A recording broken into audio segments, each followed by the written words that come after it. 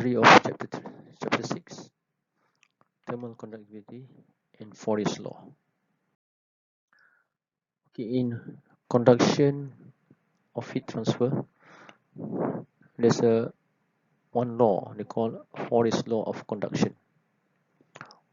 It is saying that the heat transfer through a homogeneous solid is directly proportional to the normal area A to the direction of heat flow. So if this is a heat flow in this direction, A is the area here, so all the area here, that is normal to the direction of heat flow, and this heat in transfer also will be proportional to the temperature gradient, that is dt per dx along the flow direction. So for Forest law, this is the important equation. Q is proportional to A and proportional to dt per dx. So you can see from this diagram what is Q proportional to dt per dx, because Q is minus K times A dt per dx. So Q dx is the heat transfer equals to K A times area times changing of the heat difference and the temperature difference. So the final equation will be Q equals to K times A. K is the thermal conductivity, A is the area, times temperature difference, that is T1 minus T2. So usually this is high temperature, and T2 will be lower temperature because heat transfer from high to low temperature, divided by X. So X is the thickness of the material. So K is thermal conductivity, dt per dx is temperature gradient or slope of the temperature curve on Tx diagram, and heat conducted in the direction of decreasing temperature. And the temperature gradient becomes negative when temperature decreasing with increasing of X. So the thicker the thickness of the material, the temperature will decrease more and more.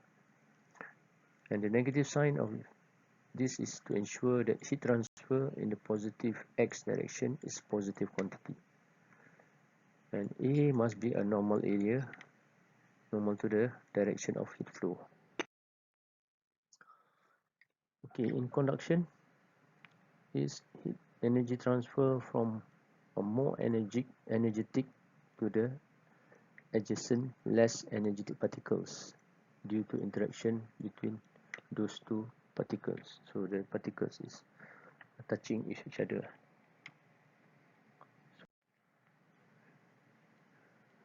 Due to the combination of vibration of the molecules in a lattice and the energy transport by free electrons.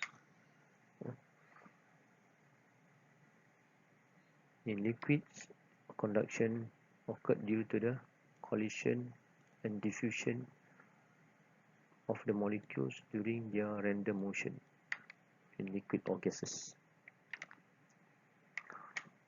And usually if in solid, copper and iron, you can see that copper will have more heat transfer rate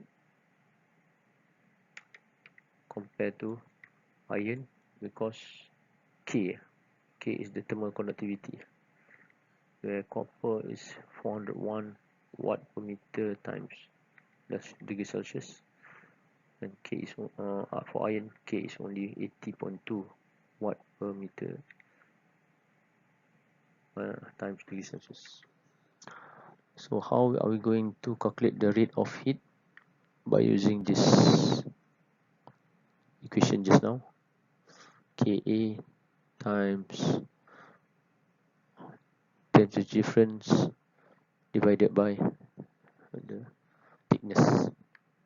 So rate of heat is usually proportional to temperature difference delta T and thermal conductivity K and also area, but it will be inversely proportional to the thickness of the material. Okay. The thermal conductivity K is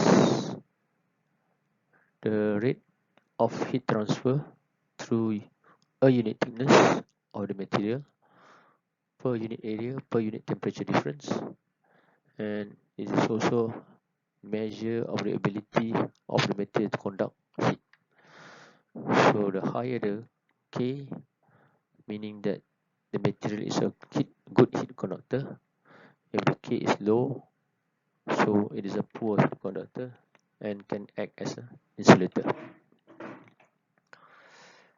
In a simple experimental setup, we can measure K, that is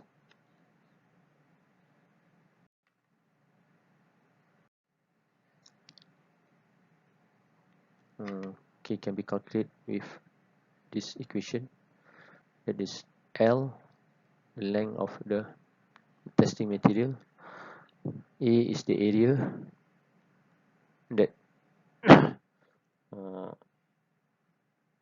being heat by the heat element, temperature difference is the temperature from TA, usually the heat element temperature, and the TB after sometimes after the heat transfer is conduct heat is conducted in this testing material. So we can be calculate if we know the electricity that we given to the insulation the heat element. So some of the key of few material in room temperature, you can see that diamond have a very high K or thermal conductivity, and copper also compared to aluminium, iron, glass, and so on. So usually in wire hardness or in electricity cabling, we use copper inside because of the K is high. Why we don't use diamond and silver? Because the price very high price, so it's not economic.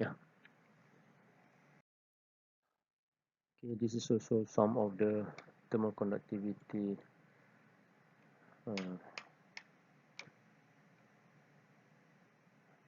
example. We have pure metals, metal alloys, liquids, insulator. Of course, insulator have less thermal conductivity. Okay, how to calculate heat flux? The heat flux of a problem is shown in the figure. So we know the heat transfer is 32 watt and constant, and we also know the area. We can divide the heat flux is q small q dot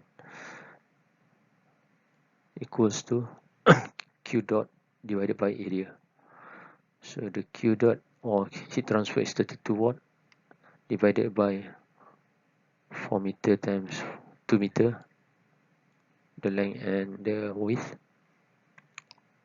So we get this one is 4 watt per meter square.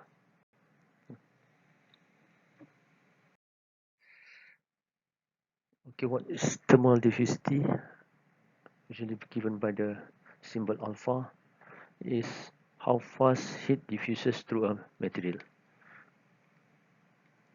and the equation is alpha is heat conduction divided by heat storage.